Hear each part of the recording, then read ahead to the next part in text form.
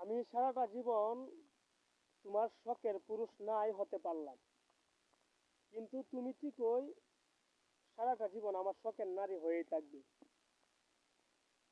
কারণ পুরুষের ভালোবাসার মধ্যে কোনো ভেজাল নেই, নির্ভেজাল, যেটাকে বলে ফরমালিন মুক্ত। কিন্তু মেয়েদের ভালোবাসার মধ্যে কতটুকু ভেজাল আছে সেটা যদি একটা পুরুষ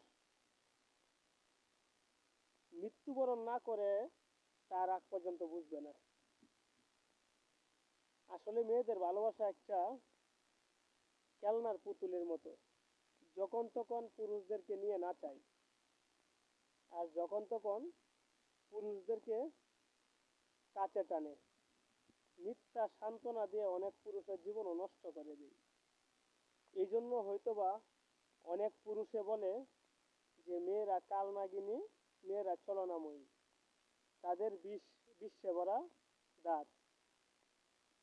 দেখবেন এই সমাজের মধ্যে অনেক পুরুষ রয়েছে, তারা চিরকুমার হয়ে যায়। তো তাদেরকে প্রশ্ন করবেন এটার কারণটা কি, দেখবেন যে এর জন্য যে কোনো একটা মেয়ে দায়ী। তো তোমরা